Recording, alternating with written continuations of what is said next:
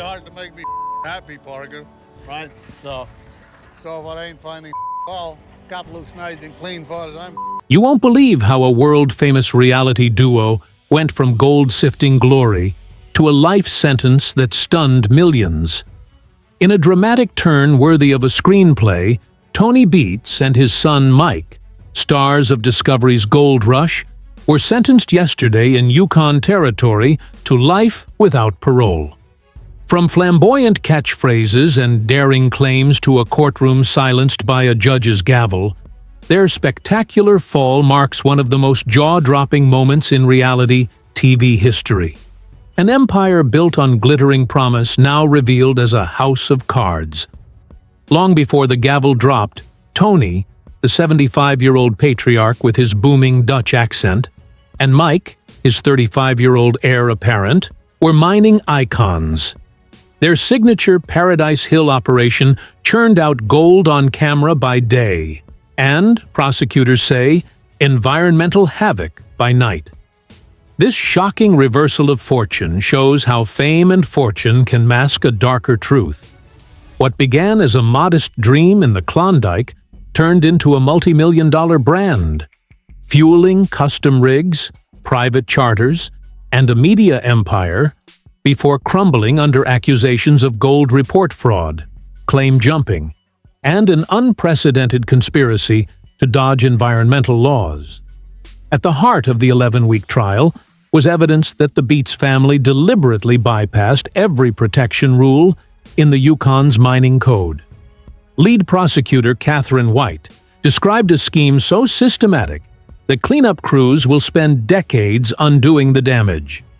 Witnesses testified that Tony's off-camera crew was ordered to flood protected wetlands, dump contaminants, and falsify test results. Actions filmed for one purpose, hidden for another. As the jury returned guilty verdicts on every count, even seasoned miners in the gallery gasped. How could operations so vast and so public remain unchecked for so long?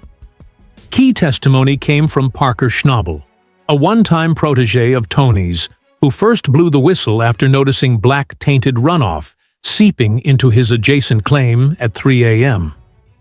When water that should have been clear ran like motor oil, I knew something was terribly wrong, he recalled under oath. His 3 days on the stand exposed nighttime excavations and mercury-laced sluicing that betrayed the family's televised dual mining strategy. One pristine, one clandestine. Parker's courage in coming forward sparked the probe that ended a dynasty.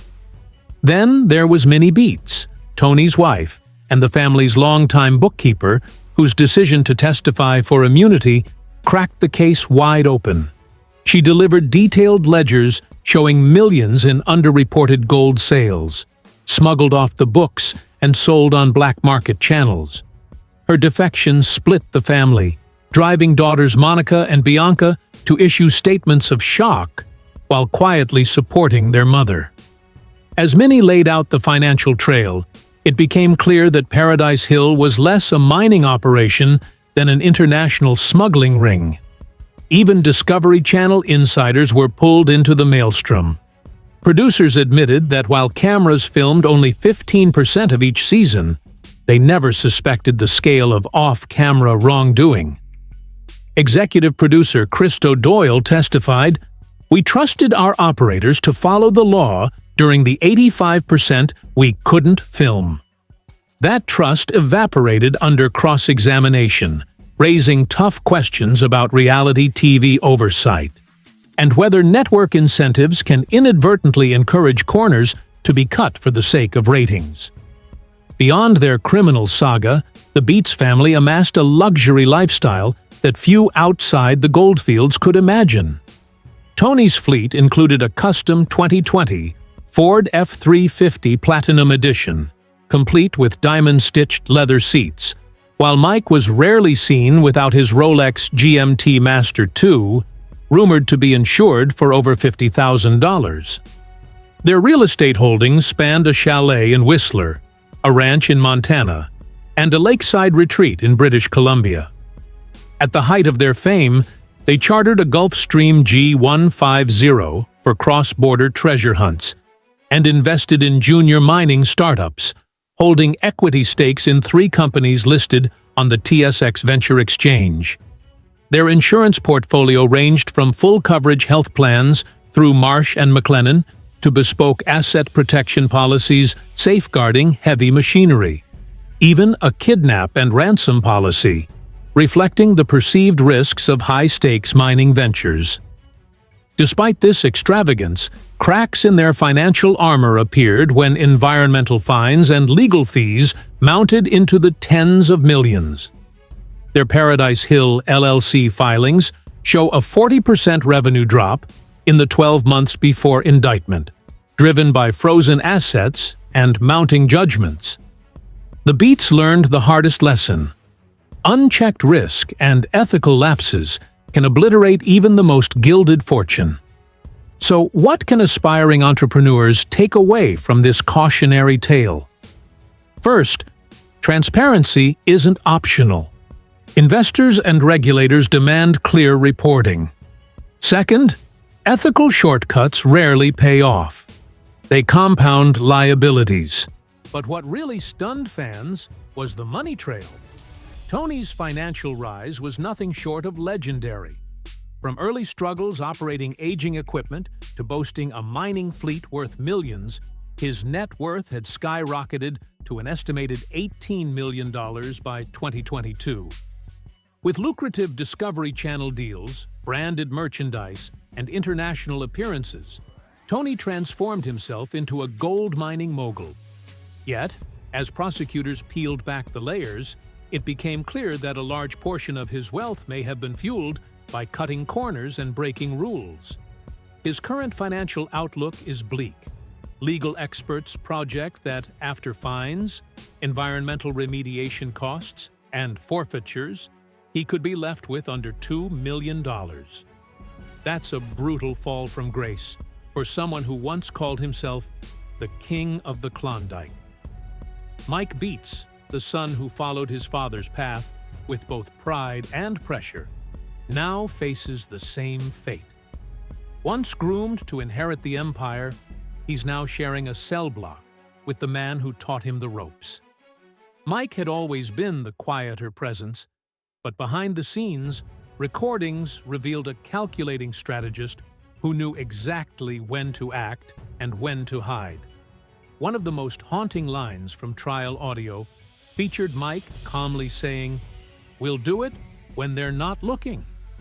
That one sentence shattered any remaining hope that the violations were unintentional. Yet, the ripple effect of the Beets saga extends far beyond their family. For Dave Turan, whose own Gold Rush spin-off has gained traction, the case became deeply personal. Known for his meticulous mining practices and methodical style, Dave once looked up to Tony before realizing his operation had been infiltrated. That betrayal hit hard. "We're all chasing the same dream," Dave said outside the courthouse, "but some of us play fair." His fan base has since rallied behind him, seeing him as a symbol of integrity in an industry now under intense scrutiny. His show's viewership has actually climbed, with audiences eager to support someone who's proven he's doing things the right way. Todd Hoffman's reappearance during the trial was another curveball. Once a central figure on Gold Rush, he exited years ago amid clashes with Tony and a desire to pursue cleaner operations and even a music career. His testimony, initially meant to help the defense, backfired spectacularly. Audiences remembered the tension between Hoffman and Beets, but no one expected the trial to reveal just how deeply Todd had tried to steer clear of shady dealings. It's now rumored that Hoffman is in talks with Netflix for a docuseries about ethical mining and life after reality TV. Meanwhile, Monica and Kevin Beets have taken drastically different paths. Their joint statement confirmed they had no knowledge of the illegal operations and were emotionally devastated by the outcome. Monica, once portrayed as the fiercely loyal daughter, is now facing a crossroad. Rumors swirl about her potential to write a tell-all memoir or even produce a series detailing her life, growing up in a gold empire gone wrong. Kevin has reportedly stepped away from mining entirely and has been spotted in Alaska exploring other ventures. For them, the struggle now is rebuilding not just their reputations, but their sense of identity outside of the shadow of their father. As the dust settles, Discovery Channel scrambles to rebuild trust with its audience. Viewership dropped sharply following the conviction, and advertisers have quietly pulled back from the series. The network's future now hinges on its ability to reshape Gold Rush into a show that reflects accountability, not exploitation. But behind the scenes, executives are panicking. Without the brash magnetism of Tony Beets, can the show survive? Or has reality television, in its hunger for drama, finally crossed a line it can't walk back from? The final nail in the coffin came during sentencing when the judge looked Tony directly in the eyes and said, "This wasn't gold fever. This was greed." That one line has since gone viral, shared alongside clips of Tony shouting orders over roaring machinery. Fans now scroll through old episodes with a sick feeling, wondering what was real and what was rotten. One thing is clear.